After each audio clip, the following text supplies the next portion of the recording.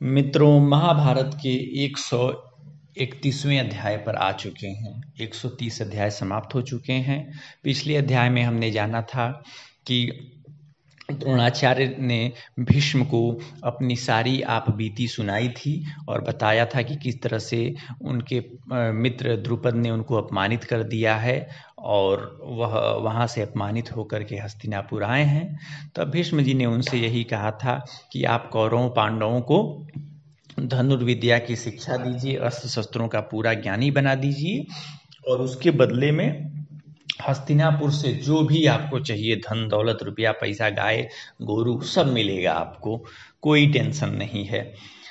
अब जब द्रोणाचार्य का इस तरह से भीष्म जी ने आदर सत्कार किया तो द्रोणाचार्य बहुत प्रसन्न हुए और उन्होंने अपने कौरवों पांडवों को शिष्य के रूप में अपने कस्टडी में ले लिया और फिर उनको सिखाना शुरू कर दिया।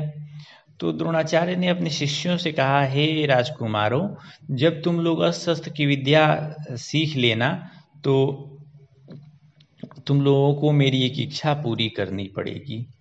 तो अर्जुन ने उस समय कहा कि अरे आचार्य, कोई भी इच्छा होगी मैं आपकी जरूर पूरी करूंगा।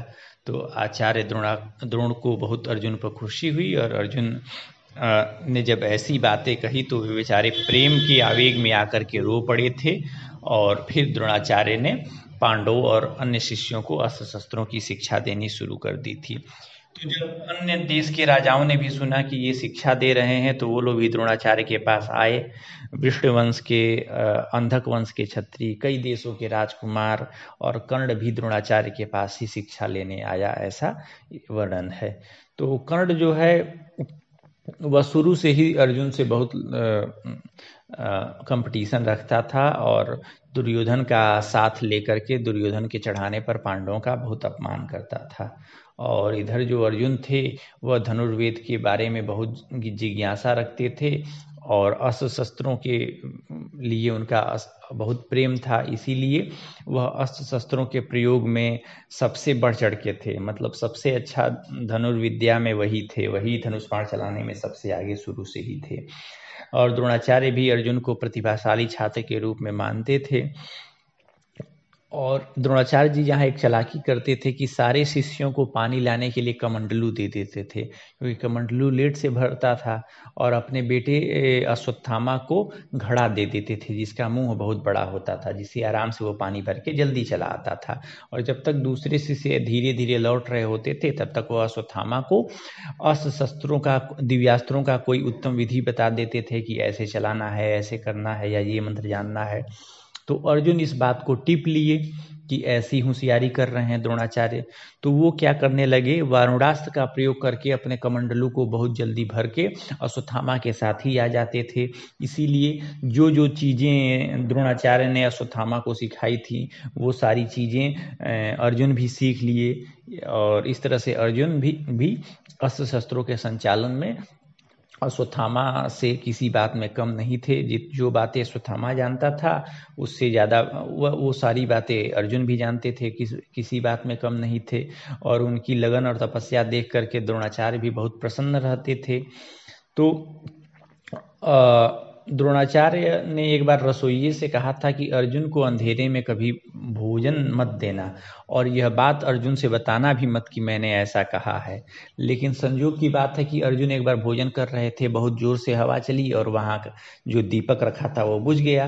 तो अर्जुन अंधेरे में भी खाना खाते रहे, लेकिन उन्होंने ये देखा कि हम अंधेरे में भी खाना खा रहे हैं तब भी हाथ सीधे मुंह की ओर जा रहा है, तो ऐसा क्यों हो रहा है। तो अर्जुन ने ये कहा, ऐसा इसलिए हो रहा है क्योंकि सालों से आदमी खाने का अभ्यास किया है, इसीलिए अंधेरा है फिर भी हाथ सीधे मुंह की ओर ही बढ़ रहा है और कहीं नहीं जा रहा है।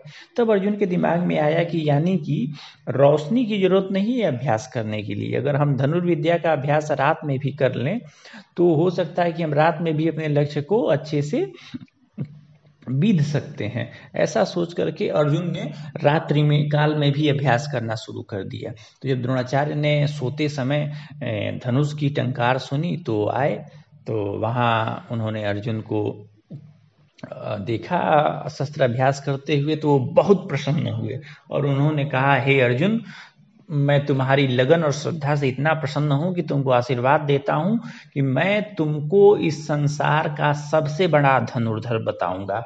इस प्रकार द्रोणाचार्य ने अर्जुन को ऐसी प्रतिज्ञा कर दी कि तुम ही को संसार का सबसे बड़ा धनुर्धर बनाना है। फिर द्रोणाचार्य कौरवों को गदा युद्ध भी सिखाते थे, खड्ग, तोमर और शक्तियों का प्रयोग भी सिखाते थे। ये भी सिखाते थे कि एक शास्त्र ढेर सारे अस्त्रों को कैसे तुम लोग प्रयोग कर सको, या एक शास्त्र अकेले ही एक बार में अनेक शत्रुओं से कैसे युद्ध करो। और इस तरह से एक बार निषाद राज हिरण्यधनु का लड़का जो एकलव्य था वो भी द्रोणाचार्य के पास द्रोणाचार्य की प्रसिद्धि सुनकर के उनसे शिक्षा लेने आया। लेकिन द्रोणाचार्य ने उसको शिष्य नहीं बनाया, क्योंकि एक तो वह निषाद का लड़का था और दूसरी बात यह थी कि उनको कौरवों को एक नंबर बनाना था ना पढ़ाई में, कि कौरव सबसे ज़्यादा समृद्ध हो पढ़ाई में, क्योंकि उन्होंने वचन दिया था भीष्म को। तो इन्हीं दोनों बातों पर विचार करके कि उन्होंने एकलव्य को अपना शिष्य नहीं बनाया। अब एकलव्य को शिष्य नहीं बनाया तो एकलव्य ने द्रोणाचार्य को प्रणाम किया और वन में लौट करके उनकी मिट्टी की एक मूर्ति बनाई और उसी मूर्ति को वह आचार्य मान करके क्या करने लगा, धनुर्विद्या का सेल्फ अभ्यास करने लगा। मतलब खुद ही वह धनुर्विद्या सीखने लगा और उन्हीं वहाँ अपने भारी अभ्यास के बल पर उसने बाणों को छोड़ने, लौटाने और बाणों के संधान करने की सारी विधि बहुत अच्छे से ज्ञात कर ली थी। तो एक बार कौरव पांडव द्रोणाचार्य की अनुमति लेकर के जंगल में शिकार खेलने गए और उनके साथ एक कुत्ता भी गया था। तो वह कुत्ता इधर उधर घूम रहा था, वह एकलव्य के पास पहुंचा, एकलव्य को देख करके वो भौंकने लगा। अब एकलव्य ने क्या किया, एक साथ 7 बाण उसके मुंह में भर दिए। अब उन बाणों से भरा हुआ कुत्ता जब पांडवों के पास पहुंचा तो पांडवों को बड़ा आश्चर्य हुआ कि ऐसा कैसे हो सकता है। और जिस तरह से वो उस कुत्ते को बाण मारा गया था वह देख करके सब लोग प्रशंसा करने लगे कि भाई जिसने भी बाण चलाया है वो बहुत ज़्यादा अस्त्र विद्या में निपुण है। तो पांडवों ने क्या किया कि खोजना शुरू किया कि कुत्ते को मारा कौन है, कौन ऐसा है जो इस तरह से कुत्ते का मुंह बाणों से भर दिया है। तो चूंकि उस समय एकलव्य एकदम तपस्वी वेश में लग रहा था तो कोई पांडव पहचान नहीं पाया। तो एकलव्य ने बताया कि मैं निषाद राज हिरण्यधनु का लड़का हूँ और द्रोणाचार्य का शिष्य हूँ, मैंने धनुर्विद्या में बहुत ज़्यादा मेहनत किया हुआ है। तब पांडव लोग क्या हुआ कि द्रोणाचार्य के पास पहुंचे। अब एकलव्य के बाण कौशल को देख करके, मतलब धनुर्विद्या के इस कौशल को देख करके अर्जुन बेचारे थोड़े से दुखी हो गए। उन्होंने अपने गुरु से कहा कि आपने तो कहा था कि तुमको एक नंबर दुनिया का धनुर्धर बनाएंगे, लेकिन ये एकलव्य जो है वो तो अस्त्र शस्त्र में मुझसे भी ज़्यादा पराक्रमी नजर आता है। तब द्रोणाचार्य 2 मिनट तक सोचते रहे कि क्या किया जाए एकलव्य का। फिर अर्जुन के साथ वहाँ पहुँचे, एकलव्य को उन्होंने देखा। एकलव्य ने जब देखा कि साक्षात द्रोणाचार्य आए हैं तो दोनों चरणों में प्रणाम किया, फिर पूजा वूजा किया, सम्मान किया। तो द्रोणाचार्य ने कहा कि हे एकलव्य, तुम मुझको अपना शिष्य अपना गुरु मानते हो तो मुझको गुरु दक्षिणा भी तो दो। तो एकलव्य बहुत प्रसन्न हुआ, बोला कि आपको क्या चाहिए गुरुदेव, आप जो मांगेंगे वो मैं आपको दूंगा। तब द्रोणाचार्य ने कहा मुझे तुम अपने दाहिने हाथ का अंगूठा दे दो। तो द्रोणाचार्य का यह वचन सुन करके बेचारे एकलव्य ने क्या किया कि बिना कुछ सोचे विचारे खट से अपना दाहिना अंगूठा काटा और द्रोणाचार्य को दे दिया। अब द्रोणाचार्य की सत्य प्रतिज्ञा को देख करके वो बहुत खुश हुए। मतलब एकलव्य की इस प्रतिज्ञा को देख करके द्रोणाचार्य बड़े खुश हुए। तो उन्होंने एकलव्य पर कृपा करके ये बता दिया कि तर्जनी और मध्यमा अंगुली के संयोग से कैसे तुमको क्या मतलब 4 अंगुली बची तुम्हारे दाहिने हाथ में, तो आगे की 2 अंगुलियों का प्रयोग करके कैसे तुम बाण चला सकते हो, यह विधि उन्होंने बता दी। जिसके बाद एकलव्य उन्हीं 4 उंगलियों से बाण चलाना सीख गया। लेकिन भाई कितना भी सीखा उस तरह से तो बाण नहीं न चला सकता जो अंगूठे रहने पर चलाता था। तो इस तरह से द्रोणाचार्य ने एकलव्य के कौशल को नष्ट करके अर्जुन को प्रसन्नता दिलाई। अर्जुन के मन में जो चिंता थी वह दूर हो गई। और आगे की कहानी में बढ़ते हैं तो द्रोणाचार्य के जो दो शिष्य थे दुर्योधन और भीम, ये गदा युद्ध में सबसे योग्य थे, मतलब इनसे शानदार गदा चलाने में कोई नहीं था। तो ये लोग आपस में ही बहुत कंपटीशन रखते थे गदा के लिए। अश्वत्थामा जो था वो भी धनुर्विद्या यानी शस्त्रों के संचालन के सारे रहस्यों को जानता था, क्योंकि द्रोणाचार्य उसको स्पेशल ट्रेनिंग देते थे।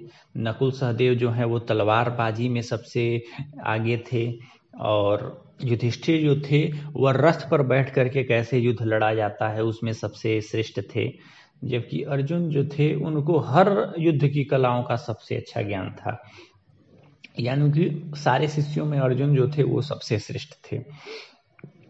और गुरु के प्रति श्रद्धा भी अर्जुन की सबसे ज़्यादा थी, इसीलिए अर्जुन को अतिरथी भी कहते थे। जबकि धृतराष्ट्र के जो बेटे थे वो बड़े दुरात्मा थे। उन्होंने जब देखा कि भीम बल में सबसे ज़्यादा हैं और अर्जुन अस्त्र शस्त्रों की विद्या में बहुत ज़्यादा हैं, तो बहुत ज़्यादा जलते थे। तो एक बार द्रोणाचार्य ने सोचा कि चलो इन सबके अस्त्र शस्त्र ज्ञान की परीक्षा लेते हैं। तो उन्होंने नकली गिद्ध बनवाया और उस गिद्ध को पेड़ के डाली पर रखवा दिया।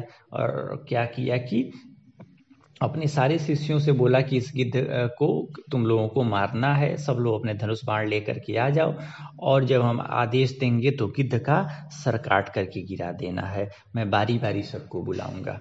तो द्रोणाचार्य ने सबसे पहले युधिष्ठिर को बुलाया और कहा धनुष पर बाण चलाओ और जब मैं आदेश दूंगा तो तुम बाण छोड़ देना। तो युधिष्ठिर खड़े हो गए धनुष तान करके।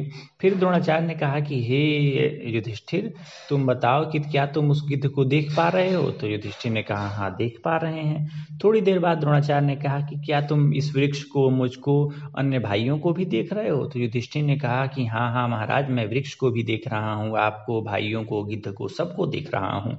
तो द्रोणाचार्य बड़े क्रोधित हुए और कहा हट जाओ, तुम इस लक्ष्य को नहीं भेद सकते।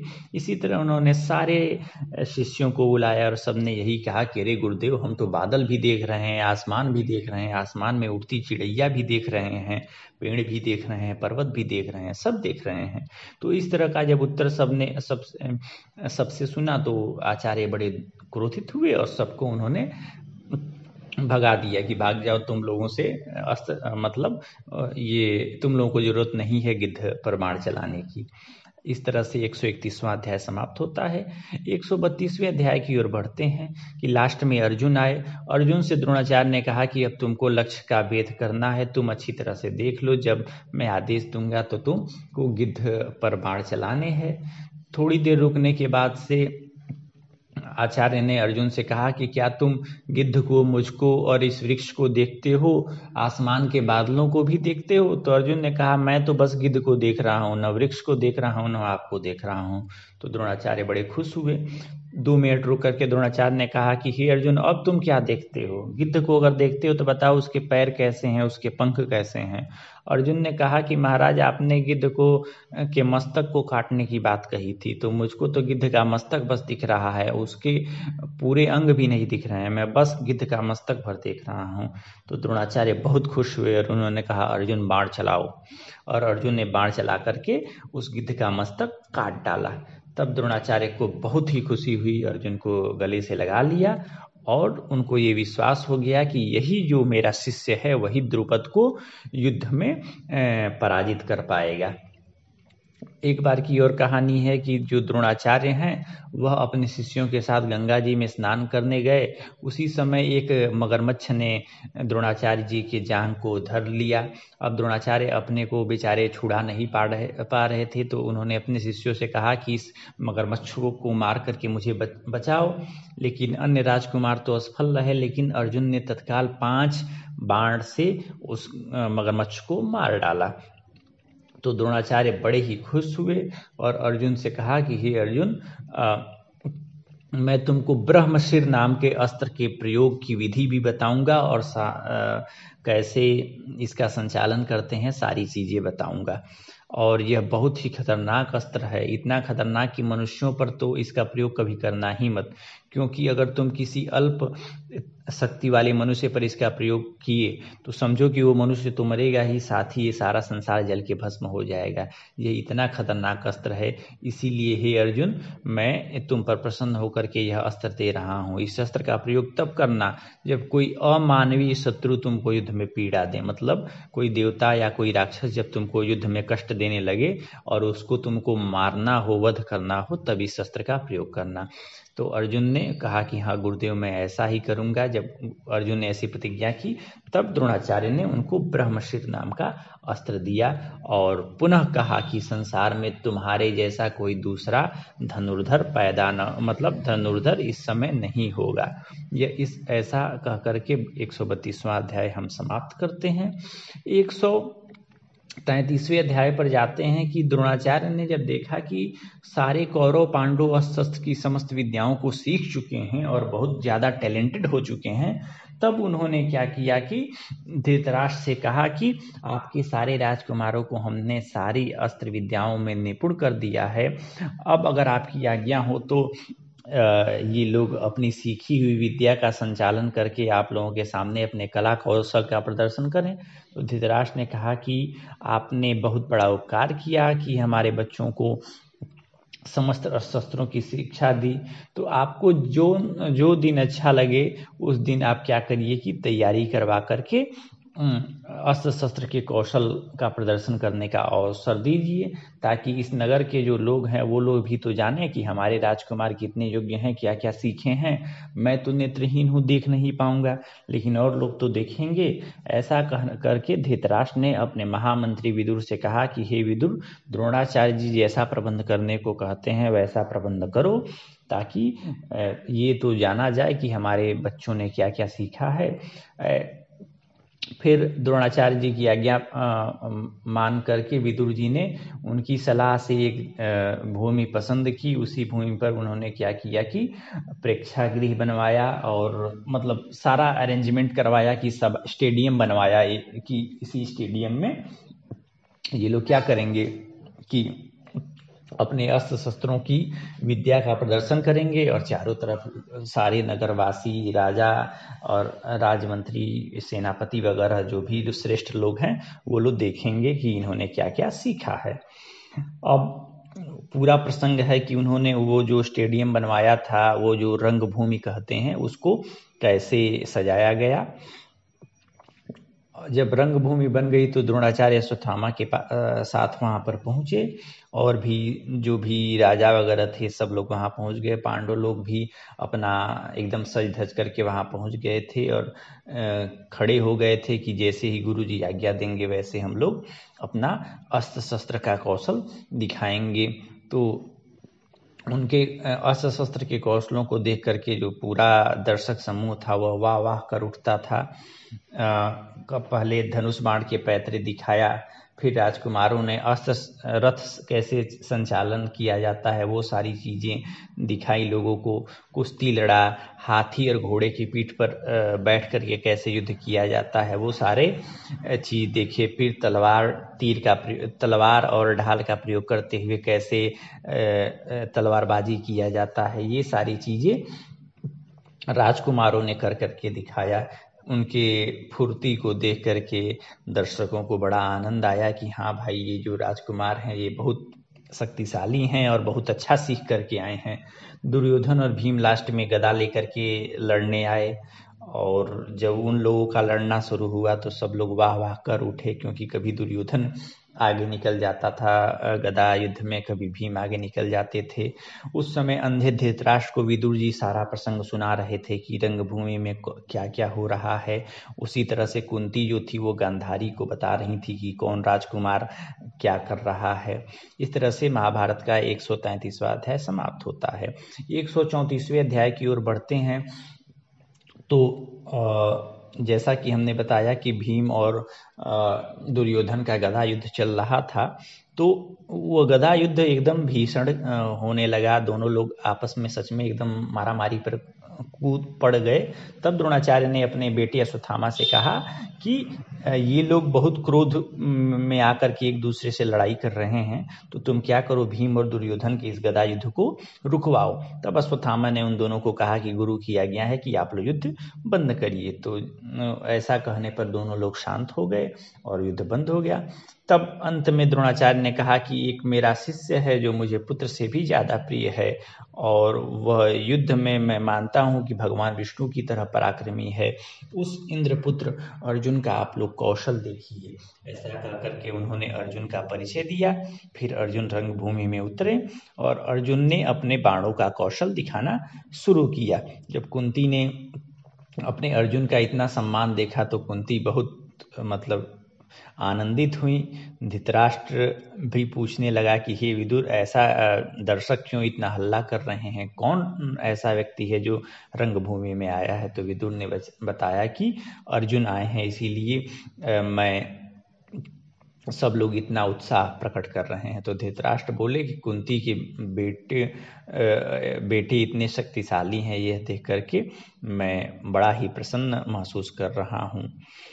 अब जब रंगभूमि का हल्ला शोरगुल शांत हुआ, तब अर्जुन ने क्या किया कि पहले आग्नेय अस्त्र का प्रयोग करके चारों ओर अग्नि पैदा कर दी, फिर वारुणास्त्र का प्रयोग करके जल बरसा करके सारी अग्नि को बुझा दिया, वायु अस्त्र का प्रयोग करके आंधी चला दी, ऊपर पर्जन्य अस्त्र का प्रयोग करके बादल से पूरा भर दिया माहौल, फिर भौम अस्त्र का प्रयोग करके धरती और पर्वत अस्त्र का प्रयोग करके पर्वतों की बारिश करा दी, फिर अंतर्ध्यान अस्त्र का प्रयोग करके अर्जुन अदृश्य हो गए। क्षण भर में अर्जुन बहुत लंबे हो जाते थे, क्षण भर में बहुत छोटे बन जाते थे, कभी रथ पर चढ़े दिखाई देते थे, कभी कहीं कभी कहीं। तो उनके अस्त्र शस्त्र कौशल को देख करके एकदम चारों ओर एकदम तालियां बजने लगी कि अरे वाह, अरे वाह। और उसी प्रकार एक लोहे का सुअर बना करके रखा गया था, वो जो घूम रहा था, चक्कर लगा रहा था। अर्जुन ने उस घूमते हुए सुअर के मुंह में एक साथ 5 बाण मारे, और ऐसे मारे कि 5 बाण एक दूसरे से सटे हुए नहीं थे। यह गाय का सिंग लटकाया गया था, अर्जुन ने उस सिंग में 21 बाण लगातार मार दिए। इस तरह से अर्जुन ने अपने अस्त्र शस्त्रों का बहुत कौशल दिखाया। खड्ग, धनुष, गदा आदि के भी जो भी ज्ञान थे, अर्जुन ने वहाँ अपने पैतरे दिखाए। यह देख करके सब लोग बहुत प्रसन्न हुए। जब ये सारा कार्यक्रम समाप्त होने की ओर था, तभी दरवाजे पर एक बहुत ही भारी शब्द सुनाई दिया। ऐसा लगा जैसे कि कोई बहुत बड़ा योद्धा आ रहा है। लोग डर गए, किसी को लगा पहाड़ तो नहीं फट गया, किसी को लगा इतने बादलों की ऐसी गर्जना कौन कर रहा है, बादलों जैसी गर्जना। सब लोग विचार करने लगे कि आखिर ये है कौन, आ कौन रहा है जिसने पूरे सभा मंडल को क्षुब्ध कर दिया है। दुर्योधन भी खड़ा हो गया, अश्वत्थामा सहित सारे भाई खड़े हो गए कि आखिर है कौन। इस तरह से 134वां अध्याय समाप्त होता है। 135वें अध्याय की ओर आते हैं, जिसमें हम जानेंगे कि वो योद्धा कोई और नहीं, कर्ण था, जो रंगभूमि में प्रवेश कर रहा है। तब सब लोग आश्चर्य की तरफ देख रहे हैं। द्वारपालों ने डर करके उस युवक को रंगभूमि में आने का अवसर दे दिया कि हाँ भाई जाओ। कोई रोकने का साहस नहीं कर पाया उस वीर योद्धा को। वह वीर योद्धा अपने शरीर में दिव्य कवच और कानों में दिव्य कुंडल धारण किए हुए था, और जब वह चलता था तो समझिए कि धरती डोलती थी। वह कुंती की कन्या अवस्था का पुत्र था, जिसका नाम था कर्ण। वह साक्षात सूर्य देवता का पुत्र था। उसके पराक्रम की कोई सीमा नहीं थी। तो इस तरह से उसके गुणों का वर्णन किया गया है। रंगभूमि में सब लोग एकटक उसकी ओर देखने लगे कि इतना महावीर योद्धा है कौन। तो कर्ण आते ही अर्जुन से बोला कि हे अर्जुन, जो तुम किए हो उस पर घमंड मत करो। तुमसे ज्यादा पराक्रम मैं यहाँ दर्शकों के सामने करके दिखा सकता हूँ। कर्ण की ये बात अभी पूरी नहीं हो पाई थी, तभी सब लोग कर्ण को देख करके खड़े हो गए उसके सम्मान में। दुर्योधन को बड़ी प्रसन्नता हुई और अर्जुन के मन में थोड़ा सा क्रोध भी हुआ और थोड़ी लज्जा भी आई कि देखो इसका कितना सम्मान हो रहा है। फिर कर्ण ने द्रोणाचार्य की आज्ञा लेकर के अर्जुन ने जो जो अस्त्र शस्त्र कौशल दिखाए थे वो सारे अस्त्र शस्त्र कौशल कर्ण ने भी दिखा दिए। तो यह देख करके दुर्योधन बड़ा प्रसन्न हुआ और कर्ण को हृदय से लगा करके बोला, हे मित्र, बहुत खुशी हुई कि तुम यहाँ आए। ये सारा राज्य जैसे हम लोगों का है वैसे तुम लोगों का है, यहाँ रहो मौज करो। तो कर्ण ने कहा कि हे मित्र, जो तुम बोले हो वो तो ठीक है, लेकिन मैं तो तुमसे केवल दोस्ती चाहता हूँ और दूसरी चीज चाहता हूँ कि अर्जुन के साथ एक बार मेरा युद्ध करवा दो। मैं अर्जुन के साथ द्वंद्व युद्ध करना चाहता हूँ। तो दुर्योधन ने कहा कि हे मित्र, तुमको यहाँ कोई टेंशन की जरूरत नहीं है, तुमको यहाँ सारे सुख मिलेंगे, तुम मेरे भाइयों के साथ रहो और सब सुखों को भोगो। अब अर्जुन ने देखा कि कर्ण इस तरह से, कर्ण के चलते मेरा अपमान हो रहा है, तो अर्जुन ने कर्ण से कहा कि बिना बुलाए मेहमानों को का बड़ा अपमान होता है और तुम बिना बुलाए मुझसे युद्ध करने के लिए आ गए हो, तो तुम जब मेरे द्वारा युद्ध में मारे जाओगे तो तुम सीधे नरक लोक में ही जाओगे। क्यों? तो कर्ण ने कहा कि रंग मंडप तो सबके लिए होता है, जो बल और कौशल में श्रेष्ठ हो उनको ही राजा और श्रेष्ठ योद्धा माना जाता है। तो तुम बातों से क्या अभ्यास कर रहे हो? अगर हमसे युद्ध करना ही है तो बाणों की भाषा में आओ, बातचीत किया जाए। मैं भी तुम्हारे गुरुजनों और परिजनों के सामने तुम्हारा सिर धड़ से अलग कर दूंगा। इस प्रकार से दोनों लोग एक दूसरे को ललकारने लगे। तो द्रोणाचार्य की आज्ञा लेकर के कर्ण और अर्जुन युद्ध की ओर बढ़ने के लिए तैयार हो चुके थे। सारा सभा एकदम सन्नाटे में था कि क्या होगा, क्योंकि दोनों लोग एकदम खतरनाक अवस्था में दिख रहे थे। लेकिन सूर्य भगवान ने देखा कि अर्जुन की अर्जुन के प्रति इंद्र देवता मोहित हैं, तो अर्जुन भी भाई कर्ण के लिए थोड़ा सा आ गए फेवर में। तो इस तरह दोनों लोग अपना अपना फेवर करने लगे। तो अर्जुन जहां बादलों की छाया में छिपे हुए से लग रहे थे, वहीं कर्ण के सामने सूर्य देवता थोड़ा और लाइमलाइट कर दिए थे, मतलब अपनी रोशनी बढ़ा दिए थे ताकि सूर्य कर्ण की ओर ध्यान बना रहे। अब जो पांडव लोग थे वो लोग तो अर्जुन की ओर खड़े थे, जबकि सारे कौरव कर्ण की ओर खड़े थे। और सारे जो भी दर्शक थे वहां भी दो दल बन गया था। कुछ लोग कर्ण के समर्थन में थे कि नहीं नहीं कर्ण बहुत बड़ा योद्धा है, कुछ लोग अर्जुन की ओर थे कि अर्जुन बहुत बड़े योद्धा हैं। कुंती जो थी वो जानती थी कि दोनों लोग मेरे बेटे हैं, इसीलिए उनको मूर्छा आ गई, क्योंकि वह अपने दोनों बेटों को एक दूसरे को मारने के लिए देख करके क्या ही कर सकती थी बेचारी। तब विदुर जी ने उनको जल उल छिड़क करके होश में लाने की होश में लाया। कुंती होश में तो आ गई, लेकिन वो बहुत घबरा गई थी। उनको समझ में नहीं आ रहा था कि अपने बेटों को युद्ध करने से कैसे रोकें, लेकिन वह किसी से कह भी नहीं पा रही थी कि कर्ण भी उनका लड़का है। लेकिन तभी उसी समय कृपाचार्य जी ने कहा, हे कर्ण, ये अर्जुन जो है ये महाराजा पांडु के लड़के हैं और ये तुम्हारे साथ युद्ध तो करेंगे, लेकिन तुम बताओ कि तुम किसके लड़के हो। अपने कुल खानदान का परिचय दो और उस राजा का परिचय दो जिसके खानदान से तुम आते हो, तभी अर्जुन तुम्हारे साथ युद्ध करेंगे। क्योंकि ये राजकुमार है, ये नीच कुल वाले लोगों के साथ युद्ध नहीं करेंगे, क्योंकि इससे तो भाई अर्जुन का अपमान होगा ना। तब कृपाचार्य ने जब ऐसा कहा तो कर्ण का मुख लज्जा से नीचे झुक गया, क्योंकि कर्ण क्या ही उत्तर देता। तब दुर्योधन ने कहा कि हे आचार्य, राजाओं के 3 योनियां होती हैं, या तो उत्तम कुल में उत्पन्न हो, या तो सुरवीर हो, नहीं तो सेनापति हो। तो अगर आपको लगता है कि ये राजा के पुत्र नहीं है, कोई राजकुमार नहीं है, तो या स्वयं राजा नहीं है, इसीलिए अर्जुन से युद्ध में लड़ने के लिए योग्य नहीं है, तो मैं अपने मित्र कर्ण को अंग देश का राजा बना देता हूं और अभी इसी समय अंग देश पर इनको प्रतिष्ठित करता हूं। ऐसा कह करके दुर्योधन ने धृतराष्ट्र और भीष्म की आज्ञा लेकर के उसी समय कर्ण को अंग देश का राजा बना दिया। अब क्या हुआ कि कर्ण बहुत प्रसन्न हुआ और उसने अपने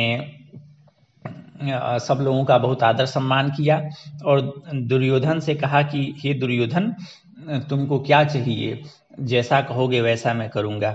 तो दुर्योधन ने कहा, हे मित्र, अंगराज कर्ण, मैं तुमसे ऐसी मित्रता चाहता हूँ जो मित्रता कभी न टूटे, जिस मित्रता का कभी अंत न हो। ऐसा कह करके कर्ण ने तथास्तु कहा और दोनों मित्रों ने एक दूसरे को गले लगा लिया। इस प्रकार महाभारत का 135वां अध्याय समाप्त होता है, जहाँ हमने जाना कि किस तरह से दुर्योधन ने कर्ण को अपना मित्र बना लिया। और इस प्रकार से हम इस अध्याय को यहीं समाप्त करते हैं।